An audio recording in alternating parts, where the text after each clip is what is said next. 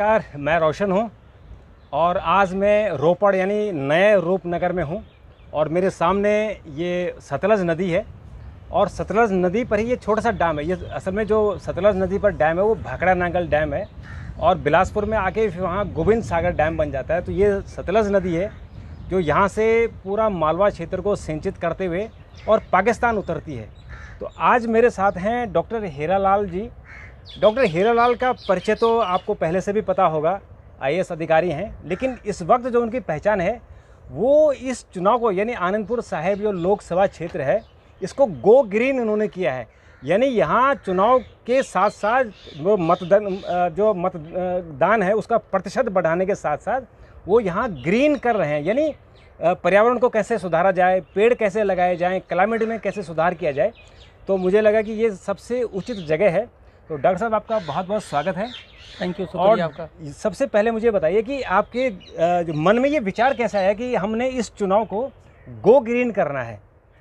देखिए, ऐसा है कि जब मेरा यहाँ अपॉइंटमेंट हुआ एज ऑब्जर्वर तो मैंने गाइडलाइन मंगवाई और पढ़ी आने के पहले ही लखनऊ में ही।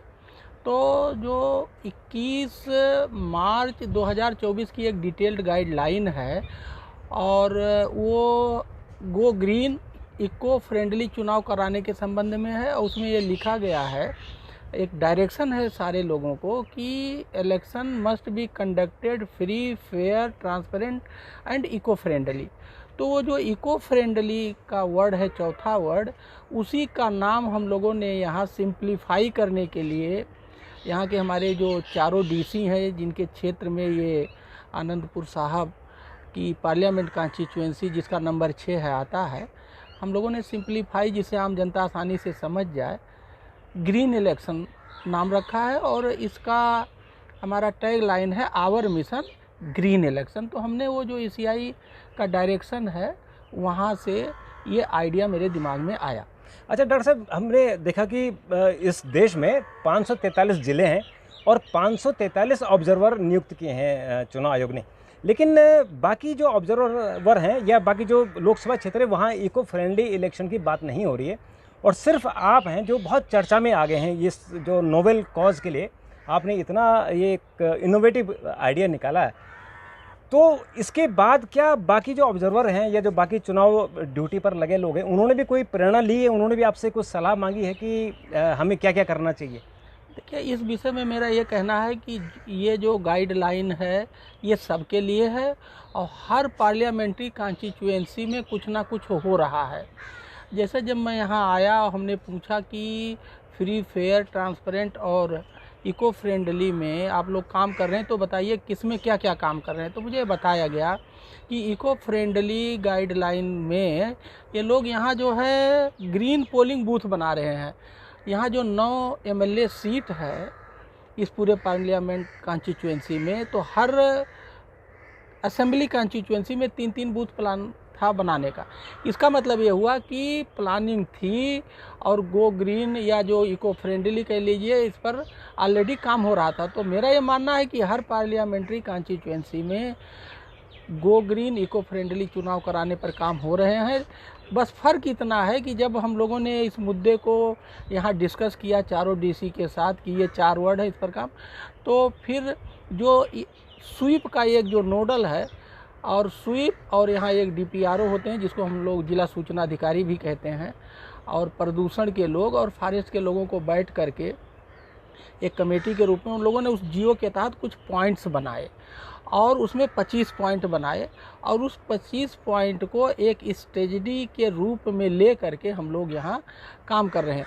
तो बस फ़र्क इतना है कि हम लोग जो ये ग्रीन इलेक्शन कर रहे हैं वो हमारा सिस्टमेटिक है, प्रोग्रामेटिक है और ये एक जो है प्रोजेक्ट के रूप में हम लोगों ने लिया है, इसलिए ये थोड़ा डिफरेंट हो गया है जो आप जानना चाहते हैं। अच्छा, इसमें आप क्या क्या कर रहे हैं, जो क्या क्या स्टेप आपने लिए हैं कि ये गो ग्रीन हो और हमारा पर्यावरण शुद्ध हो, हमारी जो क्लाइमेट चेंज की प्रॉब्लम आ रही है उसमें भी ये आगे जाके मदद करेगा?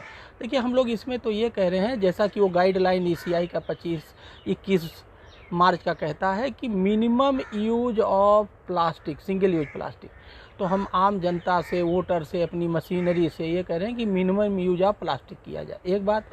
दूसरी बात हम ये कह रहे हैं कि जब हम एक एक्शन एक्टिविटी एक्स्ट्रा करते हैं फॉर कंडक्टिंग इलेक्शन कराने के लिए हम बहुत सारे एक्शन एक्टिविटी मशीनरी भी करती है, पॉलिटिकल पार्टी भी करती है और कैंडिडेट भी करते हैं, तो उससे ग्रीन गैसेज पैदा होते हैं।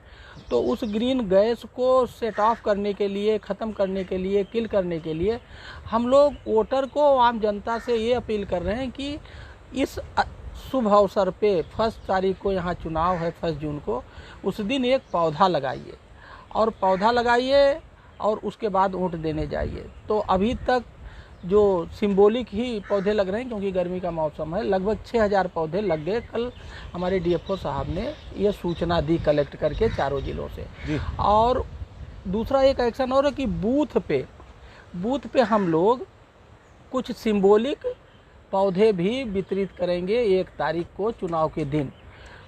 एक और हम लोगों ने स्ट्रेटजी जो 25 पॉइंट की ये है कि जब बूथ पे चुनाव हो जाता है तो बहुत सारे मलबे और बहुत सारे वेस्ट होते हैं, इसी तरह से काउंटिंग के दिन, डिस्पैच के दिन, तो उसको डिस्पोज करने के लिए हमारी रणनीति ये है कि सबका disposal as per ECI guideline हो, जिससे प्रदूषण कम हो।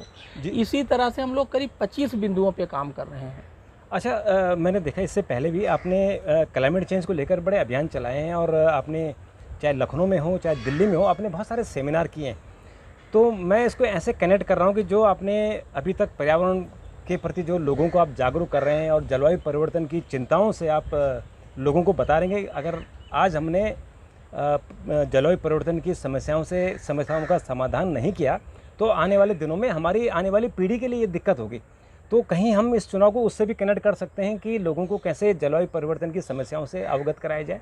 बिल्कुल, ये जो बात आप कह रहे हैं कि हाँ, हमारा जलवायु परिवर्तन के मुद्दे से मेरा व्यक्तिगत उस पर स्टडी है, मैं बहुत सारे आर्टिकल लिखता हूँ, पढ़ता भी रहता हूँ। तो जो मेरा बेसिक नॉलेज है, जो ज़रूरत है किसी काम की सफलता के लिए, वो मुझे काफ़ी हेल्प कर रहा है। एक बात नॉलेज हेल्प कर रहा है, दूसरे जलवायु परिवर्तन में काम करने वाले जितने स्टेक होल्डर हैं उनसे भी मुझे बहुत सारा मदद मिल रहा है ये ग्रीन इलेक्शन कराने में। तो ये बात बिल्कुल सही है कि ये जो बैकवर्ड लिंकेज है ग्रीन इलेक्शन का क्लाइमेटिक चेंज से, जो मेरा पिछला काम, मैं जो पिछले दिनों में काम कर रहा हूँ, उससे काफ़ी सहयोग मिल रहा है इसमें। अच्छा डॉक्टर साहब, जब आप बांदा के DM थे तो आपने वहाँ जो मत प्रतिशत है वो 10% बढ़ाया, तो रिकॉर्ड था, आपको अवार्ड भी मिला था। इस बार आपने आनंदपुर साहिब सीट के लिए कितना टारगेट रखा है कि आप कितना इसमें जो मत प्रतिशत है बढ़ाएंगे? क्योंकि अभी हम ओवरऑल जो देख रहे हैं कि इस बार 2024 का जो आम चुनाव है उसमें वोट परसेंटेज कम हो रहा है। हाँ, देखिए ये बात सही है कि हम लोगों की चिंता यही है कि मत प्रतिशत जो घट रहा है वो घटे ना बढ़े। इसके लिए हम लोगों ने क्या किया, क्योंकि मैं 13 मई को आया, बहुत पीरियड कम है, तो इसमें हम लोगों को जोड़ रहे हैं। जैसे ये जो ग्रीन इलेक्शन का कॉन्सेप्ट, ये भी लोगों में नई ऊर्जा ला रहा है, लोग इसको लेके उत्साहित हैं। जितने भी स्टेक होल्डर हैं चुनाव के, सभी लोग इसमें पार्टिसिपेट कर रहे हैं, कंट्रीब्यूट कर रहे हैं। ये हमारा मत प्रतिशत बढ़ाने में काफ़ी मदद करेगा, ऐसा मेरा मानना है। एक बात।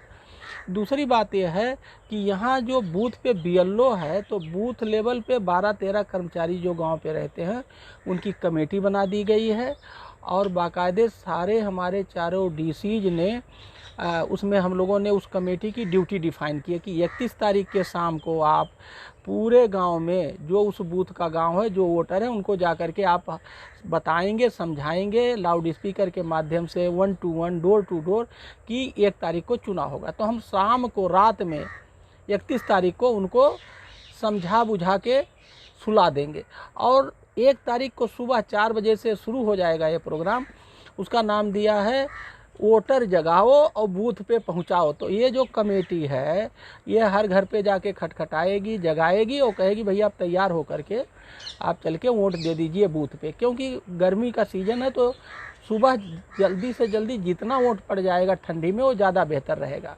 2, तीसरा पॉइंट इसमें यह है कि उसी कमेटी के मेंबर दिन में बूथ पे रहेंगे कुछ लोग और ज़्यादा लोग गांव में रहेंगे। अब वो देख लेंगे किसका वोट नहीं पड़ा है, तो जो उनका वोट नहीं पड़ा होगा वो जो गांव में कर्मचारी होंगे वो गांव से उन्हें निकाल के वोट के लिए भेजेंगे। ये रणनीति हम लोगों ने यहाँ बनाया है और इस रणनीति के तहत हम लोग काम कर रहे हैं। इससे उम्मीद है कि हमारा वोटिंग परसेंटेज बढ़ने में काफ़ी मदद मिलेगा। डॉक्टर साहब, ये जो आपने जो गो ग्रीन का नारा दिया है, मुझे लगता है कि बहुत सफल होगा और इससे आने वाले जो हमारे लोग हैं उनके लिए भी ये नई प्रेरणा होगी। आपने मुझसे बात की, आपका बहुत बहुत शुक्रिया। थैंक यू, शुक्रिया आपका बात करने का।